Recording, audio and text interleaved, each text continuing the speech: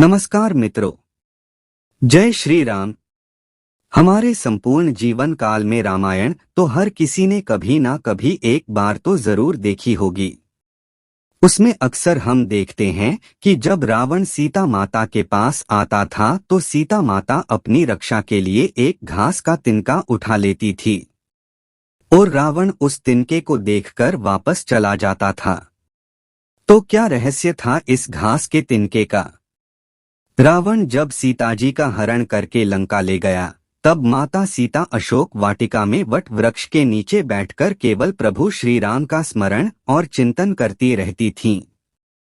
रावण बार बार आकर सीताजी को धमकाता था, लेकिन वह कुछ नहीं बोलती थीं और एक घास का तिनका उठा लेती थी और चुप रहती थी और सोचती रहती थी कि जब सीता माता श्री राम से विवाह करके अयोध्या आई थीं और नयनवेली दुल्हन के रूप में आदर सत्कार हुआ था, माता सीता का बड़े आदर के साथ गृह प्रवेश हुआ और उत्सव मनाया गया।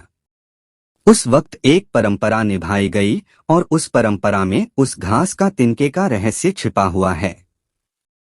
नववधू जब ससुराल आती है तो उसके हाथ से कुछ मीठा पकवान बनवाया जाता है ताकि जीवन भर परिवार के सदस्यों के बीच मिठास बनी रहे।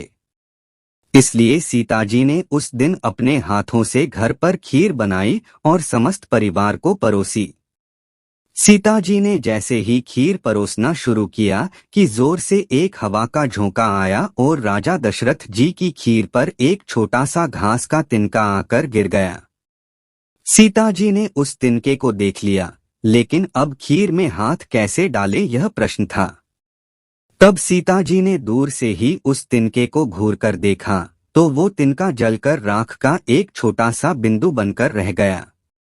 सीताजी ने मन ही मन सोचा कि अच्छा हुआ किसी ने नहीं देखा, लेकिन राजा दशरथ यह सब देख रहे थे। फिर भी दशरथ जी चुप रहे और अपने कक्ष में चले गए और वहां सीताजी को बुलवाया। फिर राजा दशरथ बोले, मैंने आज भोजन के समय आपके चमत्कार को देख लिया था।